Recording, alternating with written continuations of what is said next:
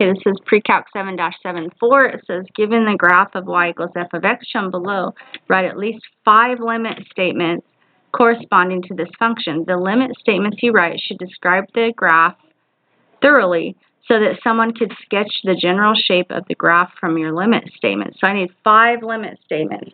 So if I... 11. Huh? I ended up using 11. You used 11 limit statements. So I would... You did 6? That's good. Yeah, because you have to be able to sketch the graph. I would probably say something about this end behavior here and this end behavior here. And I would probably say something about these right here. Maybe this asymptote here. Maybe even this one. So, well, I am going to just go through what your books gave the limits. So this one, because I do think these two end behaviors are important. So your book says they showed the limit as x goes to negative infinity is 0. So hopefully that makes sense. The limit as x goes to negative infinity is 0. And then let's find the one for here. Did they make one for here? Yeah, so those would be my first 2 choices anyway. And then there's the limit as x goes to infinity, it's also 0. And then let's see what else they chose.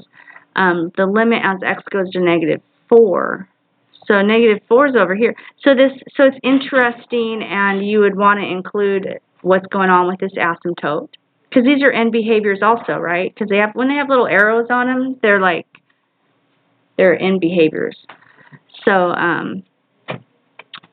so as x approaches 4 from the left, or sorry, negative 4 from the left, it goes to infinity. Oh, y goes to infinity. But the limit doesn't exist because it doesn't go to a certain place. And then, let's see, so does that make sense?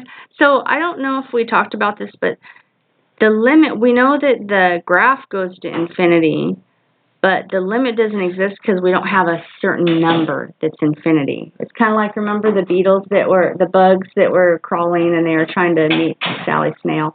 They don't, where do they think they're going? Well, they're going to infinity, but it's not a certain number. They don't know where. Like they wouldn't know where to stop, or if that makes any sense. So when a limit goes to infinity, we say does not exist, even though that we can see that the graph actually goes to infinity. So that's why it says that, but the graph goes to infinity. The limit of x as x goes to infinity, f of x equals 0. Well, that's true. As the limit as the graph goes to infinity is 0, and that is an actual place. So that's okay. But when a limit goes to infinity or negative infinity, when the limit goes to, like, when that's where the y values go, that's when we say the limit does not exist. So, like this one. Always does that? Yes. Okay. Yeah. So, and then it'll show in your book, it doesn't exist, but the y goes to infinity.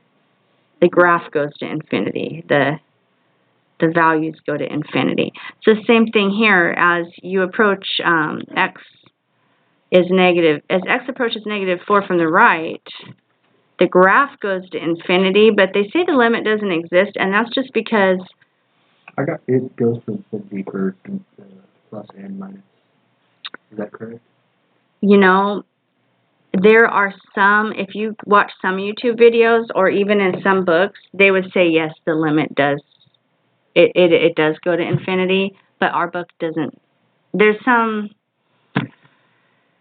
disagreement. I don't want to even say disagreement. Some books will just say it doesn't exist because infinity isn't an exact place.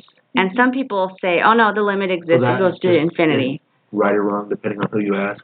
Kind of, yeah. Like, I noticed this book says it, it'll say it does not exist. Whenever something goes to infinity, it'll say does not exist.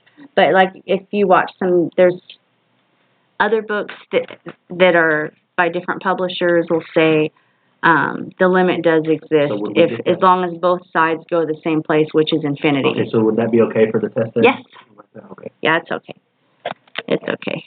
I just ignore it, that it goes, well, I don't ignore it, but I just read it as it goes to infinity, but it doesn't exist because infinity isn't a certain number. Yeah, I would say that like going to infinity is more specific because there's like so many reasons that it couldn't exist.